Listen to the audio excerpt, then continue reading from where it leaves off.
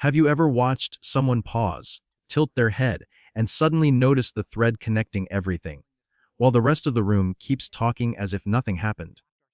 It can feel like they're reading a subtitle track you can't see. Not smarter in the obvious way, not louder, not even more confident. Just tuned to a different layer of reality. That difference is the subject of a quiet fascination in psychology. Why some minds detect patterns, motives, and possibilities before anyone else even realizes there's something to detect. To understand this, you have to drop a comforting assumption: perception is not a camera. Your brain is not passively receiving the world, it is actively constructing it. Modern cognitive neuroscience describes perception as a form of predictive processing. The brain generates constant hypotheses about what will happen next, then updates those hypotheses using incoming sensory data. In other words, your experience is a negotiation between top-down expectations and bottom-up signals. Most of the time, this negotiation is so efficient that you feel you're simply seeing what's there. But efficiency has a cost. The system prefers stability. It compresses reality into familiar categories because categories are fast, and fast keeps you safe. People who see what others don't often differ in how this negotiation is weighted. They may rely less on habitual predictions and grant more influence to raw, unfiltered input. Or they may do the opposite. They may build unusually rich predictions, integrating subtle cues into a coherent model long before it becomes obvious.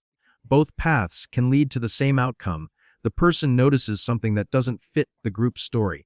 Psychologists sometimes describe this as an attentional and interpretive style rather than a single trait. Attention is the gatekeeper of consciousness. At any moment, your senses deliver more information than you can possibly process. So the mind chooses. It selects a handful of features, amplifies them, and suppresses the rest. This selection is shaped by goals, emotions, beliefs, and personality. If you're hungry, you notice food. If you're anxious, you notice threat. If you're socially attuned, you notice microexpressions and tone. The invisible is often merely unattended. A useful framework here is signal detection theory, originally developed to solve practical problems like detecting faint radar blips amid noise. Psychologically, a signal could be a lie, an emerging conflict, a creative opportunity, or a subtle change in someone's mood. Noise is everything else: irrelevant details, randomness, distraction. Two people can receive the same information and reach different conclusions because they set different thresholds for calling something meaningful. A low threshold catches more signals but also generates more false alarms. A high threshold avoids false alarms but misses early warnings. The person who sees what others don't may not have better eyes. They may simply tolerate ambiguity longer, or they may be more willing to risk being wrong. This brings us to a phenomenon that sounds technical but feels personal: latent inhibition. Latent inhibition is the brain's tendency to tune out stimuli that have been deemed irrelevant. It's why you stop hearing the hum of a refrigerator. It's also why routines become effortless. But research suggests that reduced latent inhibition, filtering less, can be associated with heightened awareness of novelty and unexpected associations. In some contexts, this looks like creativity. Disparate ideas click together. In other contexts, it looks like overwhelm: too much meaning, too many connections. The same attentional openness that can generate insight can also generate anxiety, especially when the person lacks tools to organize the flood. There's another layer: the social world. Much of what people miss is not sensory, it's interpersonal. Humans are prediction machines, not only about objects, but about other minds.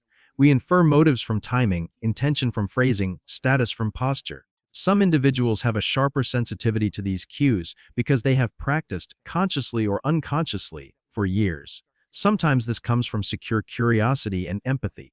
Sometimes it comes from survival, growing up in environments where reading the room quickly mattered. Hypervigilance can masquerade as intuition. The person notices the slight change in a caregiver's voice, the pause before a text reply, the micro-tightening around someone's eyes. These details become data points in an internal model of what is really going on. Importantly, seeing what others don't is not the same as being correct. The mind's hunger for coherence can turn perception into projection. When you are skilled at detecting patterns, you are also skilled at creating them. This is why the psychology of insight must be paired with the psychology of error. A person can be exquisitely sensitive to weak signals and still be guided by a biased narrative.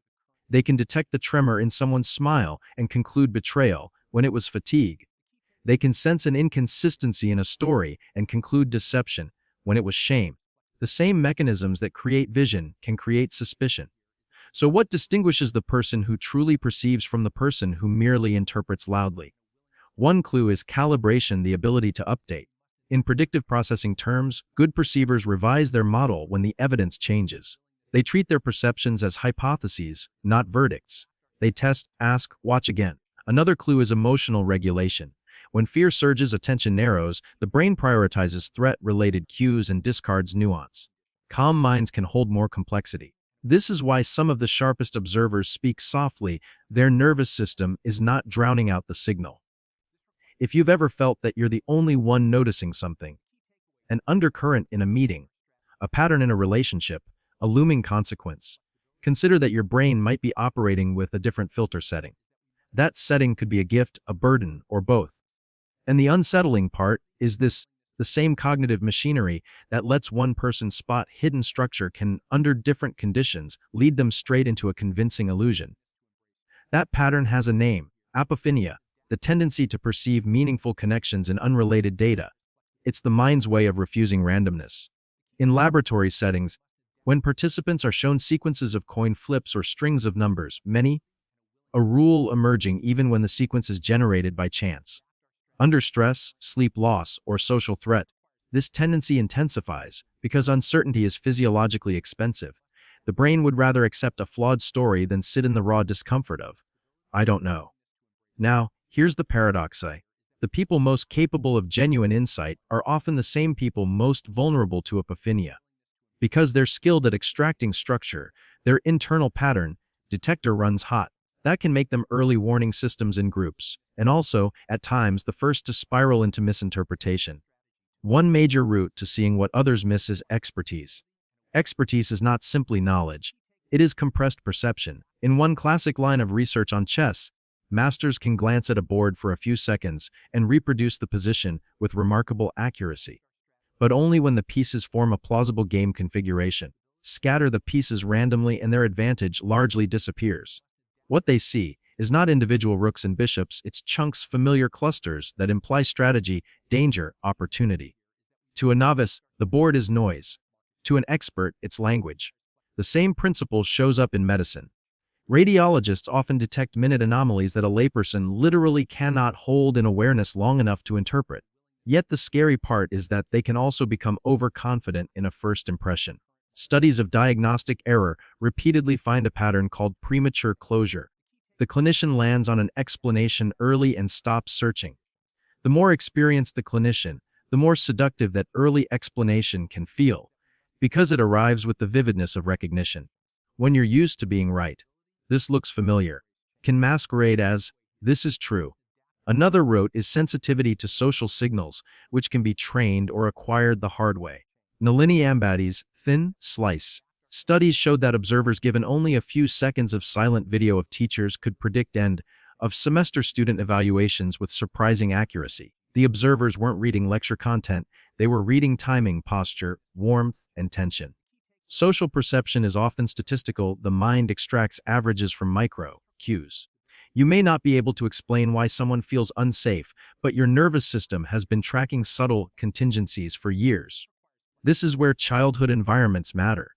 If you grew up around volatility, you likely learned to scan for tiny deviations: a door closing too gently, a laugh that lands wrong, the absence of footsteps. Clinically, we see this in people with trauma histories who can detect shifts in mood before others register anything. It can look like intuition. It can also become exhausting because the body treats ambiguous cues as urgent. In therapy rooms, these clients often describe being too aware, as if attention has no off switch, and when everyone else denies the undercurrent they sense, they begin to doubt their own mind, or harden into certainty to protect against that doubt. Groups make this problem worse. Social psychology has long shown that humans suppress perception to preserve belonging. In Solomon Asch's conformity experiments, participants gave obviously incorrect answers about line lengths simply because others in the room said the wrong thing first. What's chilling is not that people conformed, it's how quickly perception itself began to wobble. Many participants reported that the wrong answer started to look right? When a room agrees, the brain treats consensus as evidence. So the person who notices the crack in the story faces a choice: trust their observation or keep their social footing. Add another phenomenon: inattentional blindness. In the famous invisible gorilla experiment, people counting basketball passes often fail to see a person in a gorilla suit walk through the scene. The lesson isn't that people are stupid, it's that attention is obedient. If your mind is tasked with counting, it will sacrifice the rest of the world. In organizations, the counting task might be quarterly targets, status maintenance, or avoiding conflict. The gorilla might be fraud, burnout, or a relationship quietly collapsing. The unusual observer is sometimes simply the one not hypnotized by the group's assignment. But there is also a neurocognitive style that prioritizes exploration over efficiency. Some individuals show high cognitive flexibility. They switch perspectives easily, entertain multiple interpretations, and notice low salience details. This can be associated with creativity, but also with distractibility. In experimental tasks like the Wisconsin card sorting test, flexible thinkers detect rule changes faster, but they may also generate more errors when the rule is stable. Their mind is built to ask, what else could this be? Even when everyone else has settled. And then there's the body. Antonio Damasio's work on somatic markers suggests that gut feelings can be real information, subtle physiological changes that tag certain options as risky or promising before conscious reasoning catches up. In the Iowa gambling task, some participants show skin conductance responses that anticipate bad decks before they can articulate why. This isn't magic, it's learning that never fully enters language. The danger is that the body can also learn the wrong lesson, especially in anxious systems, so the gut flags threat where none exists. When these rotes converge, expertise, social sensitivity, flexible cognition, strong somatic learning, you get a person who detects weak signals early. But early signals are, by definition, ambiguous.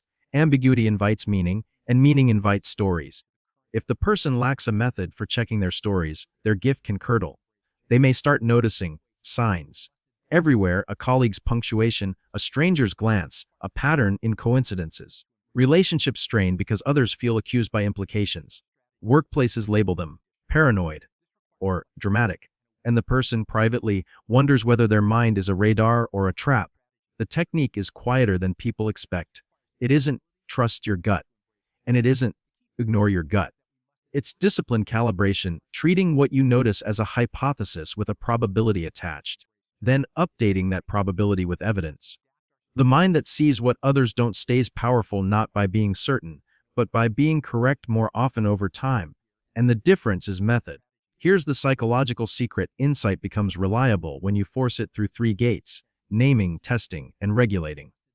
Gate 1 is naming. Most errors begin as a vague feeling that instantly hardens into a story. So you interrupt the story and name only the data. Not, she's manipulating, but her smile didn't reach her eyes, and she avoided answering a simple question. Not, this project is doomed, but 2 milestones slipped, scope expanded, and no one owns risk. This sounds small, but it prevents a common cognitive slide: confusing inference with observation. When you can separate the two, you can keep the gift of sensitivity without letting it turn into certainty. Gate 2 is testing. People who truly perceive hidden signals do something others rarely do: they actively search for disconfirming evidence. In clinical psychology, we'd call this reality testing. In science, it's basic falsification. Your brain will automatically collect proof for the story it prefers. So you must design questions that could make you wrong. Use this simple 3-question protocol. What else could this mean? Generate at least 3 alternative explanations, including the boring one.